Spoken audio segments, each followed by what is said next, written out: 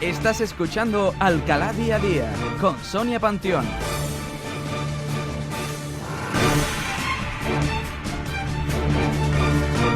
Las 11:03 de la mañana, hoy es el lunes 28 de octubre, aquí en Radio Guadaira.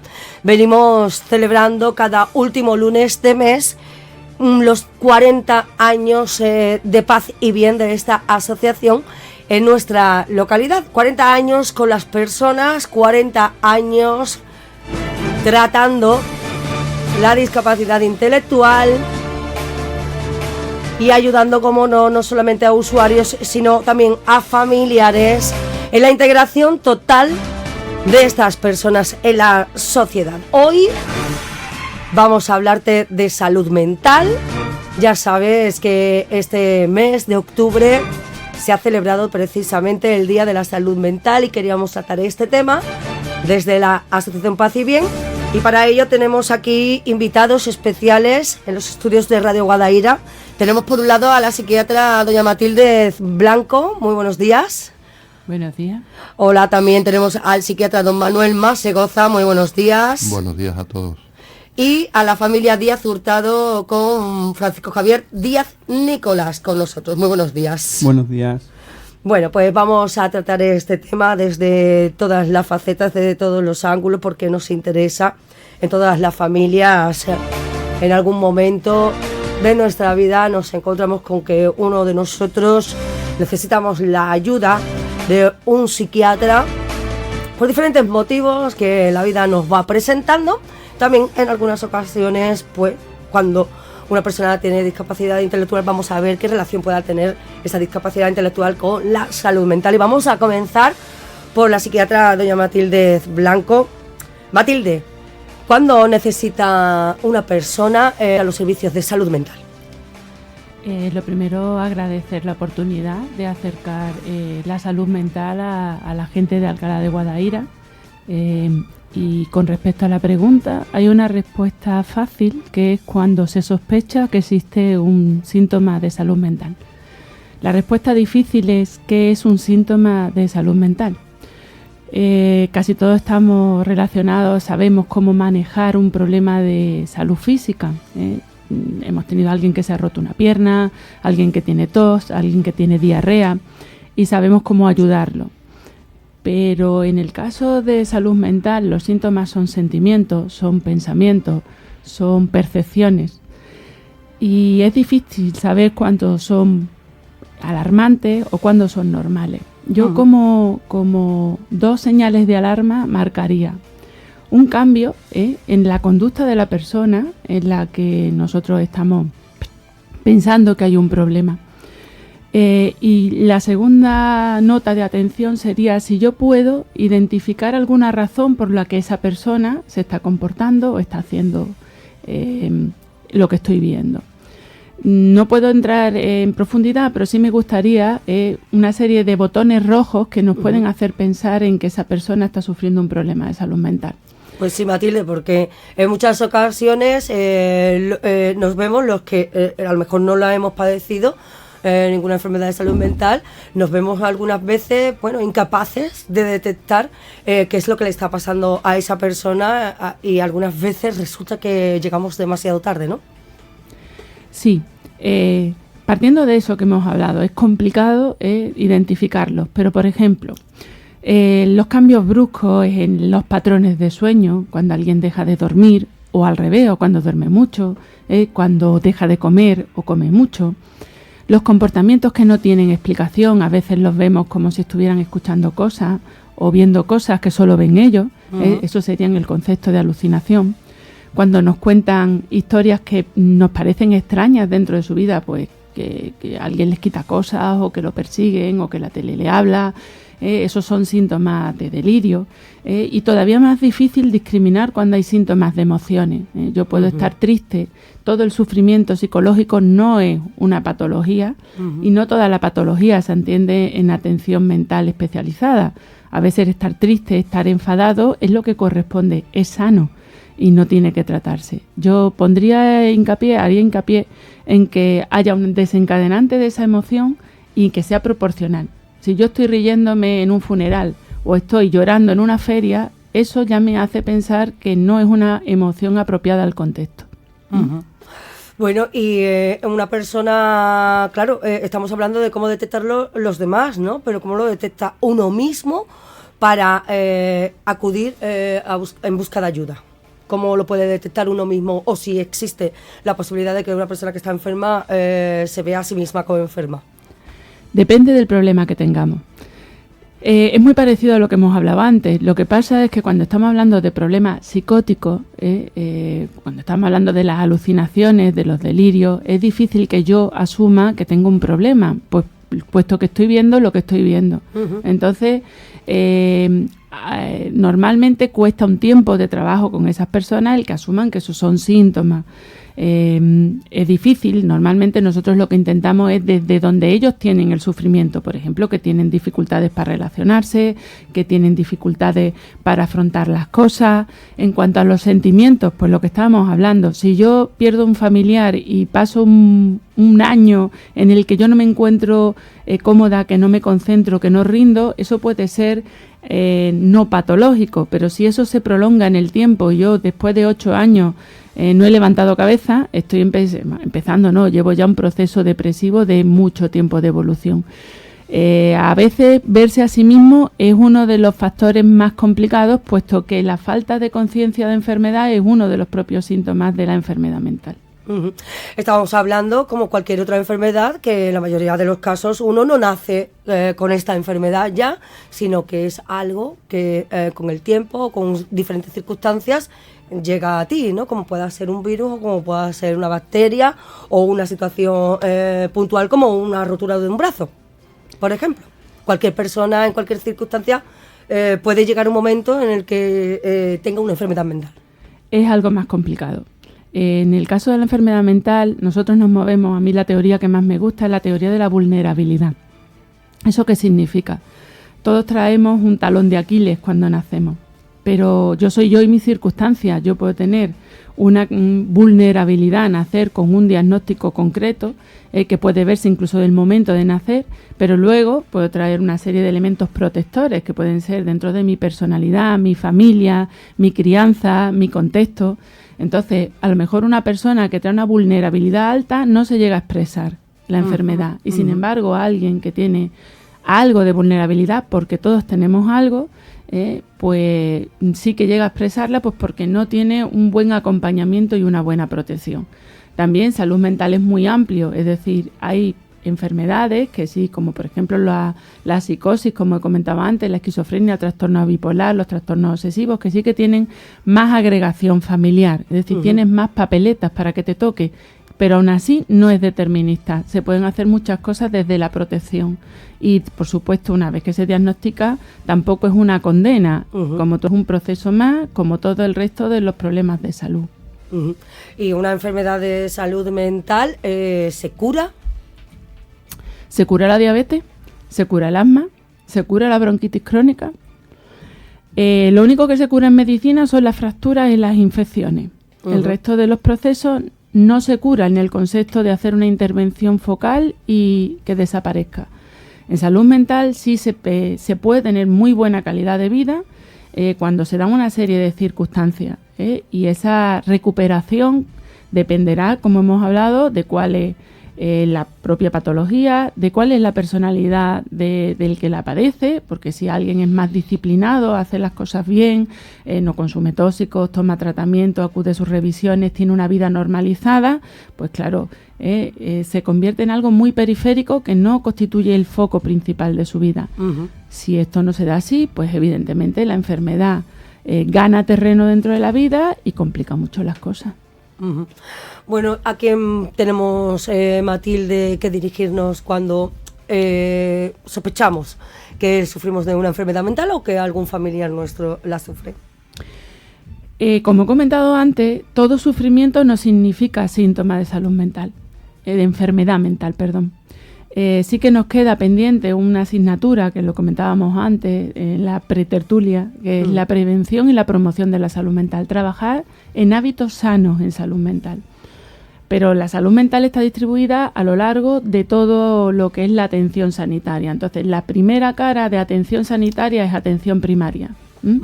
Desde atención primaria, pues yo siempre digo que con quien se tenga más confianza. Estos son temas que a veces cuesta hablar, sigue habiendo un estigma cuando hablamos de salud mental. Pero si existe un contacto con enfermería de enlace, con trabajador social, aquí tenemos la suerte de contar con Lola y con Rafa, que son los trabajadores sociales de atención primaria, que son muy cercanos, y el médico de atención primaria. Esas son las personas que en principio se contactan. Si se supera la capacidad de contención o ellos también ratifican esa sospecha de problemas de salud mental, entonces se derivan a la unidad de salud mental comunitaria de Alcalá. En Alcalá de Guadaira tenemos entonces un lugar donde acudir, no tenemos que desplazarnos a Sevilla, por lo menos en primera instancia, ¿no? En Alcalá tenemos la unidad de salud mental comunitaria que cubre un enorme tanto por ciento de los problemas de salud mental. Fuera de aquí existe una red nosotros pertenecemos al área de gestión sanitaria sur de Sevilla. Fuera de aquí tenemos otra serie de dispositivos muy específicos, pero siempre se llega a ellos a través de nosotros, de la salud mental comunitaria. De hecho, están colocados estratégicamente para que sea más accesible a la población. Y la nuestra está en la calle Santander, sin número, en el Centro Periférico de Especialidades. Bueno, y estos recursos, ¿qué relación tienen con las diferentes asociaciones que existen, por ejemplo, en Alcalá, para donde, oye, uno a lo mejor se siente más cómodo, ¿no? Acudiendo en primer lugar. La relación es heterogénea. Me explico. Hay asociaciones que tienen un volumen de personas con problemas de salud mental altísimo y con ellas tenemos una relación estrecha, cordial y además que nos ha servido para trabajar muchas cosas. Por ejemplo, San Juan de Dios y Paz y Bien.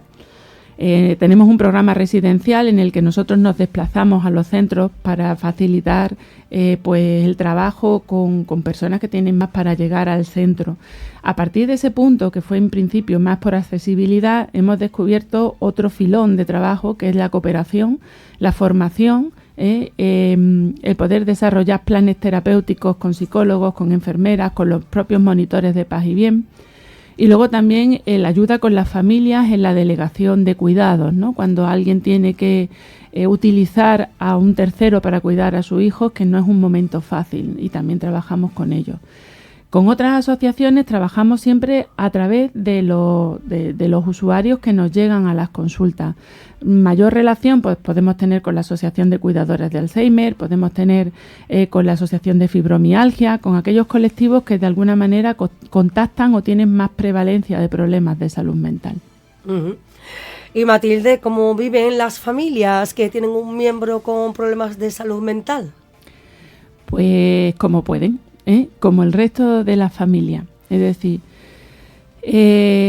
son más felices, son más desgraciados, son distintos. Todas las familias son distintas y cada uno es pues lo que su biografía le ha traído. Obviamente la presencia de la enfermedad mental es crítica y obliga a una serie de modulaciones en la convivencia. Depende cuál es el parentesco que te une con la persona que lo tiene. Es decir, siempre hablamos pues de los padres, ¿no? Y por ejemplo en discapacidad intelectual hay una serie de puntos críticos como pueden ser el nacimiento y la identificación, pero hay un colectivo silente que a mí me preocupa, que son los hermanos, ¿no? Esos niños que crecen en el silencio, que se hiperresponsabilizan, que a veces, bueno, pues no pueden tampoco desarrollar su biografía de una forma normal. O los hijos de un trastorno bipolar, por ejemplo. Cómo vive el que tu padre compita contigo por la atención o ese apego inestable, ¿no?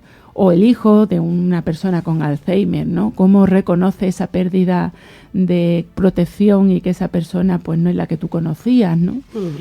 Entonces, ahí no hay regla fija. Hay gente que eso le sirve para crecer, para cambiar, la resiliencia, para generar un motor de cambio positivo, y hay gente que evidentemente necesita ayuda y ayuda profesional.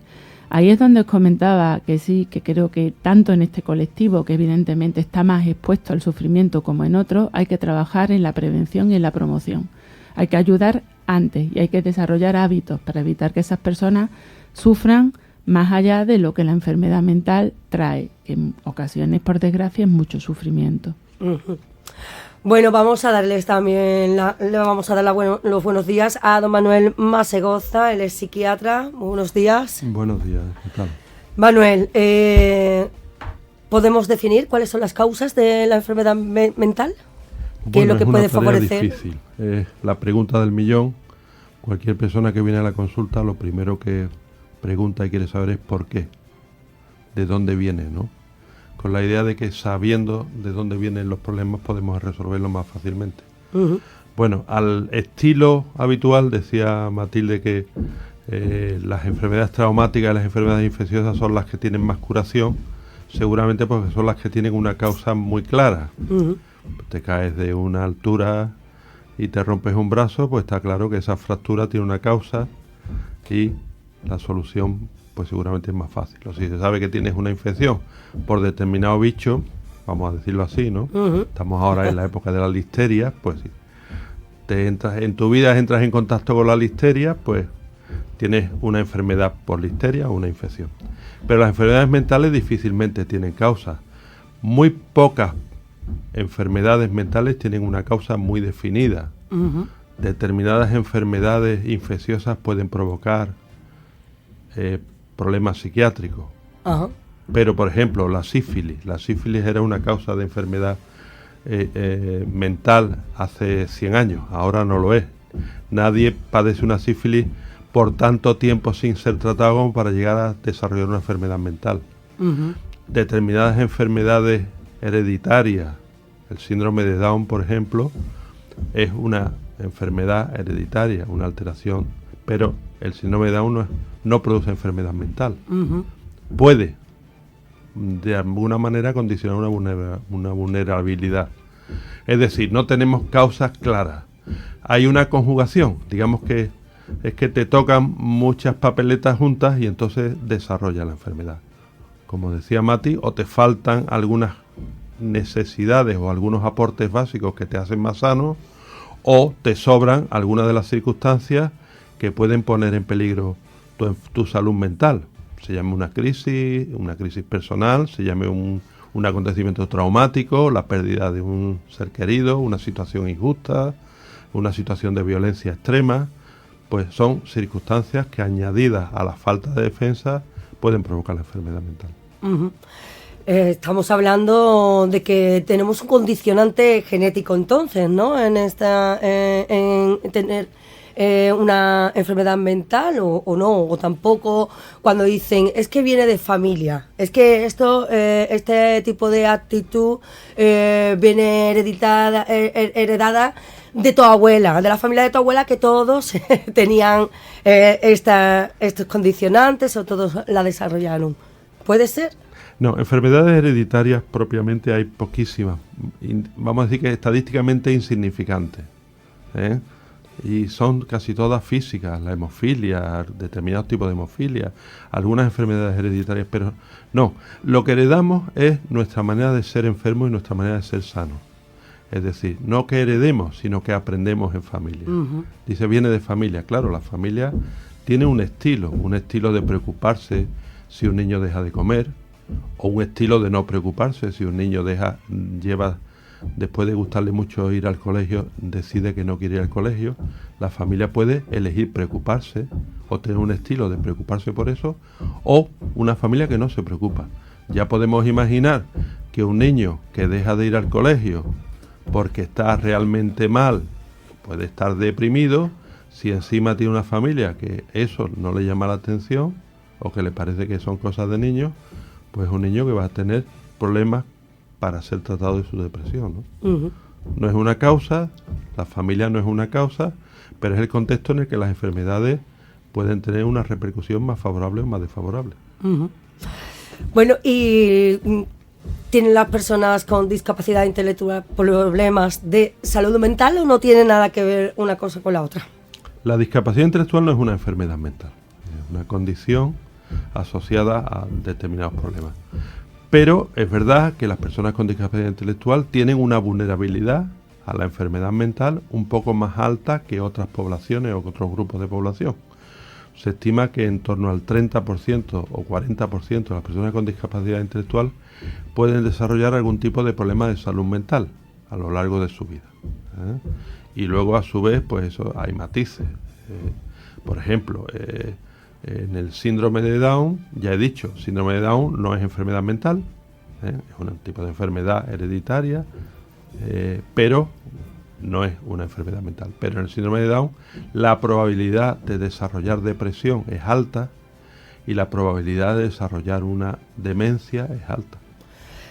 Supongo que tendrá algo que ver entonces también el cómo nos comportamos la sociedad en general con las personas con problemas de salud mental, ¿no? O con las personas con discapacidad intelectual. Al no integrarlo al 100%, ¿podemos estar influyendo en que estas personas desarrollen una enfermedad mental? Claro, yo decía antes que si un niño como manifestación de su depresión empieza a rechazar el colegio o empieza a dejar de jugar a las cosas que antes le gustaban jugar o a disfrutar con las cosas que disfrutar, y la familia no se da por enterado, no se cosca, ¿no? Pues ese niño está más desprotegido. En la discapacidad intelectual, de nuevo, lo mismo. El apoyo que se le dé minimiza muchas de sus discapacidades o les ayuda, el apoyo les ayuda a desarrollar habilidades adaptativas nuevas. Si no las tienes, si le faltan esos aportes, esas protecciones, pues estás más desprotegido y por tanto más vulnerable a la enfermedad. Las actitudes, pues las actitudes son que si yo apoyo y muestro empatía por alguien que sufre, pues probablemente contribuya a que ese sufrimiento sea menor. Que si yo muestro empatía, le estoy dando la oportunidad de que hable del tema. Que si habla del tema, puede que encontremos la manera de orientarlo hasta quien le pueda ayudar. Que mientras que si en vez de hacer eso le ignoro, pues estoy como enseñándole que eso es suyo para siempre. Y que no es importante. No es importante lo que le pasa, o no es importante él. Ese es el problema, ¿no? Es decir, las actitudes, sin duda, todas son favorables o desfavorables. El problema, que no siempre somos conscientes de nuestras actitudes y de cuál efecto producen en las personas que sufren, ¿no? Claro. Bueno, ¿y qué son los trastornos de la personalidad? Porque esto no tiene nada que ver con la discapacidad intelectual o con la salud mental, ¿no? ¿O sí? Bueno, tiene que ver con la enfermedad mental. Es un tipo, los trastornos de personalidad son un tipo de enfermedades mentales o de trastornos que tiene que ver con la forma de ser, con la personalidad. Es decir, aquellos aspectos de nosotros que nos permiten ver el mundo, movernos por el mundo, tomar decisiones, vivir. Cuando algunas facetas de la personalidad son muy rígidas, muy inflexibles y muy desadaptativas, es decir, no nos permiten crecer, no nos permiten adaptarnos, nos generan problemas. Y en los casos extremos hablamos de trastorno de personalidad. Es decir, una persona tacaña es una persona tacaña, tiene como rasgo el ser generoso. Pero una persona puede ser extremadamente tacaña, hasta el extremo de que es patológico esa forma. Una persona desconfiada es una persona desconfiada, pero una persona celosa es un desconfiado en extremo. Y unos celos patológicos es ya una enfermedad. Y hay trastornos de personalidad que son trastornos de personalidad paranoides, es decir, personas que desconfían sistemáticamente, de manera rígida, no pueden cambiar, no pueden funcionar, no pueden adaptarse flexiblemente a las circunstancias de la vida. Y vamos a pasar ahora a conocer el testimonio de Francisco Javier Díaz y Nicolás. Muy buenos días. Hola, buenos días.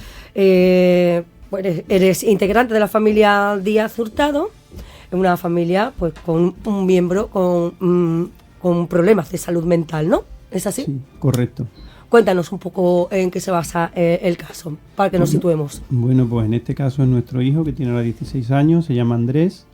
Y bueno, llegó un momento que nosotros íbamos con nuestra hoja de ruta muy bien marcada de lo que queríamos conseguir de Andrés, etcétera, y de golpe y porrazo pues ves que en tiempo de nada, 15 días, un mes, pues vas en tu coche y te echas el freno de mano. Y dices, uy, ¿esto qué es? ¿Esto qué es? Y ves un poco unos síntomas que cambia totalmente, como ha dicho aquí, su personalidad, empieza a hacer cosas que no eran propias de Andrés, y claro, pues nos da un poco la voz de alerta de que está pasando algo, ¿no? Que ya no está tan a gusto en el colegio, que no está a gusto, no quiere salir a la calle, ve cosas raras también, deja de estar en su cuarto como quería estar siempre, de jugar como jugaba antes, y entonces pues claro, todo tu mundo, alrededor de tu mundo, pues digamos que se desencaja un poco y empiezas a ver que lo que antes era lo que tú te habías marcado, pues que deja de tener un poco sentido y cambias totalmente de la perspectiva y buscas, pues, bueno, buscas un poco de ayuda porque ves que con nuestros recursos era imposible sacarlo de ahí. Francisco Javier, estamos hablando de que su hijo Andrés hasta ese momento, en algún momento, bueno, había denotado discapacidad a un chico que iba al instituto y tenía a sus amigos. Sí, Andrés, vale, evidentemente nosotros cuando nació, pues tanto mi mujer y yo lo aceptamos con total naturalidad, hombre, no es grato, ¿no? Pero bueno, lo aceptamos con total naturalidad y a partir de ahí pues nos fijamos unos objetivos en su vida, de decir, oye, pues mira, lo vamos a intentar integrar como una persona que no sea síndrome Down, luchamos por lo que normalmente a través de la asociación también que nos hicimos miembros, pues con unos intereses comunes de, oye, de integrarlo totalmente al 100% en el colegio, en la sociedad, con sus amigos en el cole, e intentar hacerlo todo, ¿no? Luego ves viendo que, bueno, que va pasando el tiempo y tiene evidentemente su discapacidad hasta ahí y vas adaptando un poco a tus objetivos a lo que él también te va pidiendo, es decir, tampoco se trata de ahí a lo bestia, pues intentar, venga, lo tienes que conseguir sí o sí. Pero claro, ves en un momento que dice, además un momento complicado como es ahora la pubertad también, que entonces se juntaba ahí un poco todo y ves que tienes que frenar en seco. Decir, oye, pues mira, vamos a dejarnos de que Andrés aprenda bien a hablar, vamos a dejarnos de que Andrés, pues mira, que salga a la calle, o vamos a dejar los cursos de piscina o las salidas con el grupo porque vemos que sí, que le está haciendo daño, que estamos intentando o estamos consiguiendo lo contrario de lo que queríamos, es decir, de integrarlo, dice, vemos que lo está pasando muy mal y a partir de ahí pues evidentemente buscamos ayuda. Bueno, que necesita una familia con un integrante con problemas de salud mental de estos profesionales, porque vosotros llamáis a la puerta cuando os dais cuenta de que no podéis vosotros manejar la situación, que necesitáis a estos profesionales y qué es lo que esperáis de ellos. Bueno, pues si te soy sincero y esto lo he discutido con mi mamá antes de salir de casa, que parece un poco brusco, pero bueno, yo lo que esperaba era, pues bueno, bajar al profesional, que le dé un botón, algo y venga, ya salimos de la consulta, pues claro, para poder seguir tu vida como antes, ¿no? Pero ves, no, al final ves que lo que necesitas es un poco de seguimiento, primero información, una situación nueva a la que te encuentras. Además, lo primero que piensas, joder, es que llueve sobre mojado, porque dices, joder, si mi niño ya tiene esto, ¿por qué contras ahora también le añadimos esto otro, ¿no?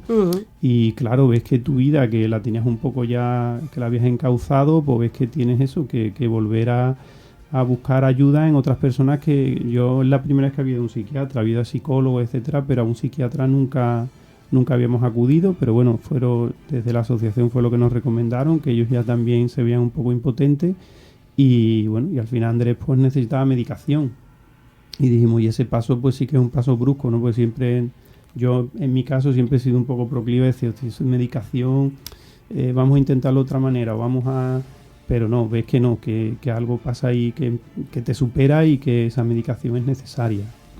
Y ahí es donde entra en nuestra vida pues Manuel Masegoza.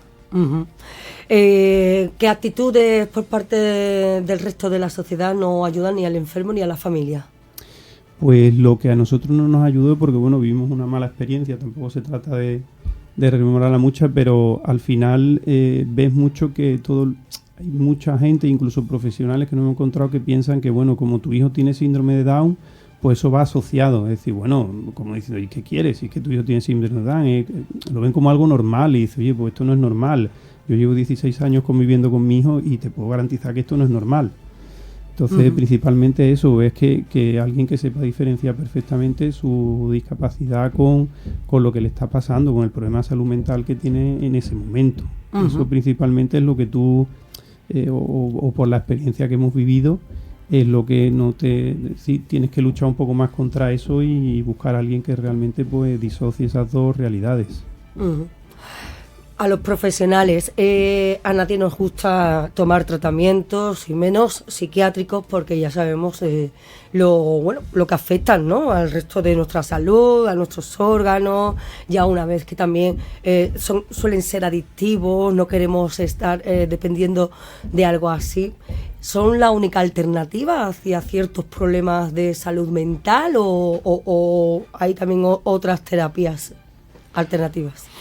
Bueno, voy a aprovechar para decir que a mí, por ejemplo, tampoco me gusta ir a los abogados, ni a los juzgados, ni al taller mecánico, y muchas veces tampoco me gusta ir al banco. Uh-huh.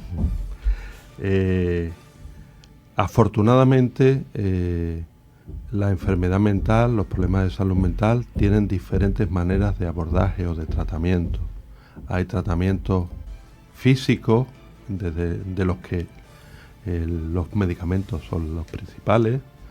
Hay tratamientos psicológicos, psicoterapias que pueden ser individuales o grupales o familiares, y otras técnicas de intervención que se llaman sociales o socioterapia. Los profesionales tenemos la obligación de conocerlas todas, pero tenemos la limitación para poder aplicarlas todas. Así que es habitual que un profesional emplee fundamentalmente aquellas técnicas que se le dan mejor, en las que se ha formado más, en las que ha aprendido y las que tiene más experiencia. Eso puede que cree una confusión en la persona que acude a nosotros. Cuando le ofrecemos algo, parece que es lo único que existe en el mundo para tratar. No, es aquello que nosotros empleamos fundamentalmente porque es lo que sabemos. Uh-huh. Si nos preguntan, podremos seguramente hablar de las otras técnicas. Uh-huh. Hay una gran discusión y en la consulta es muy fácil que las personas digan: mire usted, yo es que prefiero que sea el psicólogo el que me trate, yo no quiero tomar pastillas, o yo lo que quiero es hablar. Bueno, hablar podemos hablar todos, no hace falta ser un profesional para hablar de tus problemas. Uh-huh. Y no solo hablando con el profesional resuelves o alivias tus problemas. Uh-huh. Hablando con tus mejores amigos también los alivias, incluso de una manera más barata. Uh-huh. No siempre. Hablar es importante, tomar medicación a veces es imprescindible, es la única manera de limitar o de resolver algunos síntomas, pero vengo a decir, hay muchas maneras de tratar la enfermedad y lo único que hace falta es que la persona esté informada y que sepa decir a su profesional: pues mire usted, con esto que estamos haciendo yo no logro mejoría o no siento que haya avance. Uh-huh. Y es obligación del enfermo y del profesional replantearse, evaluar y replantearse si deben de seguir por el mismo camino, si tienen que hacer correcciones o hay que ensayar otras cosas. Uh-huh. Matilde, tengo una pregunta que me la podrás contestar seguramente tú de mejor manera. Las mujeres somos más tendentes a padecer una salud mental.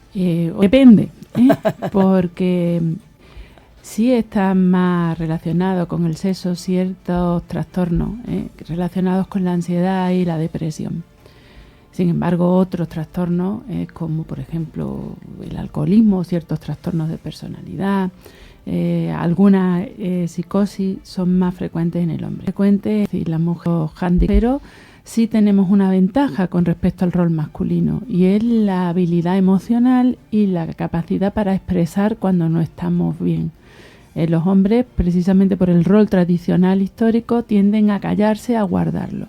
Entonces, la demanda de atención sí que es mucho mayor dentro del sexo femenino, especialmente en determinadas patologías como la ansiedad y la depresión.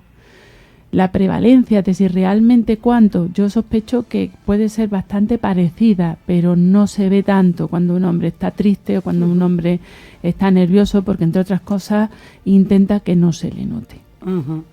¿Y las hormonas tienen algo que ver también para el desarrollo de una enfermedad mental, como pueda ser, por ejemplo, la bipolaridad o la esquizofrenia? Las hormonas son un contexto en el que se mueve un personaje. Entonces, si yo tengo una inestabilidad emocional propia, se suma la inestabilidad hormonal. Es bastante frecuente, de hecho hay una patología que es el síndrome premenstrual, una patología que no es un sentimiento, como decíamos antes, en el que pues estás algo más irritable, algo más triste. Eso es normal, eso no es patológico.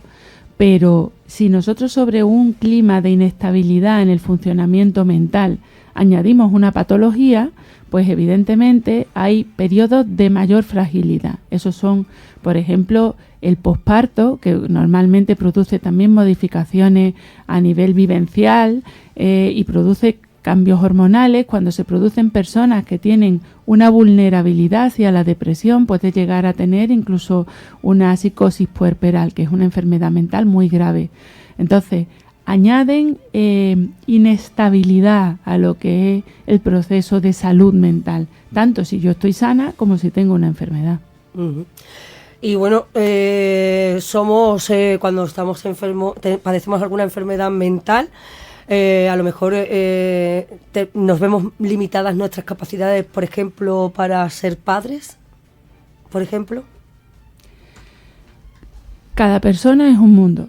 Yo tengo personas que han tenido, después de una situación gravísima, una psicosis puerperal, en este caso maníaca, porque el chiquillo falleció 24 horas después de nacer, ha tenido gemelos, luego ha tenido otro niño, ahí está, y además relacionado con la maternidad. Y luego hay personas en las que, por ejemplo, cuando a mí me han preguntado, entiendo que por su patología psiquiátrica no tienen capacidad de autocuidado. Entonces, depende de lo que hablábamos de cómo vivo yo mi enfermedad mental. Es decir, esto no es una etiqueta estándar y ahí influye, pues lo que decía Manolo, con la personalidad. En realidad, el problema de tener una enfermedad es cómo bailo con ella. Yo siempre lo digo, cuando uno te diagnostica una enfermedad mental tiendes a luchar contra ella, a intentar expulsarla, y es parte de ti y hay que aprender a bailar con ella. Y entonces eso abre un horizonte de cosas que te permite hacer mucho más que si te empeñas en sacarla de tu vida. Hay que respetarla, pero no tener miedo. Y la maternidad y la paternidad ahí va a depender de eso. Uh-huh. Bueno, y Francisco Javier, ahora mismo estamos en un proceso, sobre todo de conocimiento, ¿no?, de la enfermedad, de lo que le está pasando a tu hijo, Andrés, con la relación con el psiquiatra y demás. ¿Cuáles son las esperanzas de que todo esto vaya cambiando a mejor o vaya pudiendo llevar a Andrés su enfermedad mental? Hombre, nosotros, gracias a Dios, yo creo que ya estamos en una fase bastante avanzada de recuperación de Andrés, y estamos bastante contentos un poco cómo ha ido su recuperación con el tratamiento. De hecho, ya estamos en fase de ir retirando un poco ese medicamento que tuvo que tomar Andrés, y ahí, pues bueno, la experiencia, pues te quedas con lo positivo, ¿no?, de que ya lo has vivido, ya tienes otra inmunidad, una inmunidad más, ¿no?, para ese problema. Y bueno, y para mí ha sido una experiencia que al final, como siempre suele ser positivo, pues eso, me quedo con todo lo positivo y haber aprendido mucho y ver un poco que hemos ayudado también a Andrés a salir de esto, y bueno, y esperemos que no vuelva a pasar por ahí, que siga la recuperación que hasta ahora, pero bueno, siempre podemos estar pendientes de eso, de sus actitudes, de lo que hace, más pendiente que antes si cabe, porque ya conocemos cuáles son los síntomas, cuáles son los cambios que se producen, para estar más alerta si cabe, y que esta vez pues lo pudiésemos afrontar todavía aún más rápido de lo que lo hemos hecho esta vez. En salud mental, al final, la familia sufre más la enfermedad que el propio enfermo, o no. Yo la verdad, ¿o son que situaciones, formas de sufrirla de forma diferente? Hombre, entiendo que es diferente. El principal problema es que no sabes cómo lo está pasando él. Para mí, mi mayor impotencia es decir, ¿cómo te ayudo? Dime, háblame, dime, ¿qué te pasa? Y ves que no puedes, ¿no? Cada uno lo vivimos de una manera diferente, tanto mi mujer como yo, como él. Al final lo importante es que hemos estado juntos y que, bueno, que se puede superar y ya está. Y al final pues ha sido un año y pico duro, pero ya ves un poco la salida de la luz del túnel, y al final con lo que te queda. Es decir, oye, son experiencias que te va dando la vida y ya está, y tira para adelante. Bueno, pues si tenemos algo más que aportar, Matilde, Manuel, a este tema.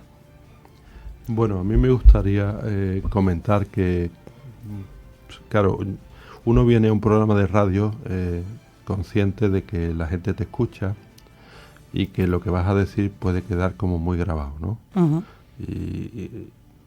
Y entre el afán de ser muy claro y muy didáctico y el temor de relativizar las cosas o de dejarlas poco claras, vas tomando decisiones. A mí no me gustaría que hubiésemos dejado una impresión de que la enfermedad mental es algo terrible, lo peor que te puede pasar en la vida, Ujú.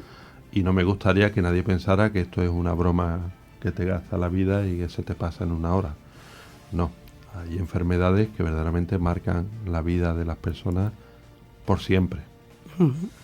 Enfermedades que impiden que una persona haga su vida, la que tenía prevista, incluso ser padre o madre, pero que no todas las enfermedades tienen ese carácter, ni las enfermedades mentales, ni las enfermedades del pulmón, ni las del riñón, ni las de ninguna. Las hay benignas y las hay malignas. Hay que saber que uno está enfermo, hay que saber pedir ayuda cuando uno está enfermo y hay que saber encajar que esa ayuda sea más o menos eficaz en función de una serie de circunstancias e irte adaptando. Ujú. Porque la enfermedad es también un aprendizaje. Claro. Un aprendizaje para ti y para tu familia. Matilde. Yo cuando hablas de la familia me pongo en distintas posiciones, ¿no? Entonces yo creo que a veces el sufrimiento se expresa más desde los sujetos sanos, pero la persona que tiene el problema lo sufre en primera persona. Claro. Y eso a veces precisamente yo creo que es lo que genera el sufrimiento del contexto, porque como bien decían, no sabes cómo llegar, los ves sufrir pero no sabes cómo, pero el sufrimiento existe. Es verdad que existe toda una mitología con respecto a la enfermedad mental, de que ellos son felices y ajenos al mundo, ¿no? Comentábamos antes también cómo viven los cambios de su entorno, ¿no? Cómo llega alguien con un problema a la adolescencia y ve que su itinerario vital se distancia del de los demás, ¿no? Cuando alguien, pues, no solo tiene una discapacidad, sino debuta con una psicosis, ¿no? Y sus compañeros estudian, se casan, tienen hijos, los niños que jugaban contigo en el parque ya no juegan y tienen otra vida, ¿no? Y eso quizá es lo que duele en la familia, ¿no? Entonces, pienso que el principal protagonista, y aunque a veces cuando nos hacen sufrir, pues tendemos a pensar, cuando vives con un trastorno de personalidad, cuando tienes un trastorno bipolar en tu familia, que a veces los quieren matar, porque los ves como una fuente de sufrimiento a veces, pues son realmente la primera víctima y los primeros que sufren. Y eso no se nos puede olvidar a los que los rodeamos, Claro. aunque a veces ayudarlos no resulte fácil. Y hay que reconocer cuando no te resulta fácil. Yo tengo derecho a estar enfadado, tengo derecho a estar triste, tengo derecho a sentirme culpable, porque eso es mi propia salud mental y hay que cuidar al cuidador. Y la inteligencia emocional empieza por el cuidador. Hay que reconocer lo que me pasa para ayudarlos a ellos a que reconozcan también lo que les pasa. Ujú. Bueno, pues yo creo que a falta de 13 minutos ya para alcanzar las 12 del mediodía, creo que para un programa, ¿verdad?, ha estado bastante bien. Lo que sí vamos a animar a todas esas personas que en algún momento creen que necesitan ayuda, que vayan antes de que sea tarde, que reconozcan que no pasa nada por tener una enfermedad mental, ¿no?, por estar enfermos, y que ayuda hay en toda la sociedad, pero tanto para el enfermo como para la familia. Eso es lo más importante. Muchísimas gracias, Matilde, muchísimas gracias, Manuel, y muchísimas gracias, Francisco Javier, por haber estado hoy aquí, y gracias, como no, a la Asociación Paz y Bien por estos 40 años cuidando de las personas, al lado de todas las personas que más lo necesitan, que son ahora mismo, por ejemplo, en el caso de las personas con discapacidad intelectual. Vamos a seguir tratando temas de nuestro interés con este 40 aniversario. Ya sabéis que todos los últimos lunes de cada mes vamos a tratar uno de los temas que nos van proponiendo, se nos va proponiendo desde la Asociación Paz y Bien. Una amiga Salu lo va preparando durante todo el mes, nos prepara también la intervención de siempre del lado más profesional y también, como no, desde el lado de las personas que lo viven en primera persona, usuarios de la Asociación Paz y Bien o familiares también de estas personas que en el día a día tienen que vivir con una discapacidad intelectual, que es en el lugar donde ubicamos a esta Asociación Paz y Bien. Nosotros aquí en Radio Guadaira, como siempre, pues intentaremos dar ese servicio a la comunidad alcalareña, tratando todos los temas que más nos interesan, y es por eso que tenemos un correo electrónico. Ya sabéis que podéis escribirnos a radioguadaira@alcalaguadaira.org. También podéis llamarnos al teléfono 955 68 37 21 y buscarnos en redes sociales. Este espacio estará en breve también ubicado en Facebook y Twitter para que podáis reescucharlo, o si no habéis podido hacerlo en directo, escucharlo en casa tranquilamente. Para mí todo un placer haber estado con vosotros. Aprovecho también para despedirme. Como os hemos comentado, esta semana vamos a estar de obras, así que disculpad por esos martillazos que habéis estado escuchando durante este espacio. Intentaremos que sea lo más liviano posible y lo más rápida posible esta obra, para que la emisión de Radio Guadaira continúe con toda normalidad. Os recuerdo también que esta noche tenemos el espacio de nuestra amiga Patricia Segura, que llega con Despacito y con Buena Letra, un espacio cultural que cada noche del lunes llega a partir de las 9. Más cosas aquí en Radio Guadaira. Te dejo con Paco Valiente y su diario 2.0. Adiós. Alcalá Día a Día.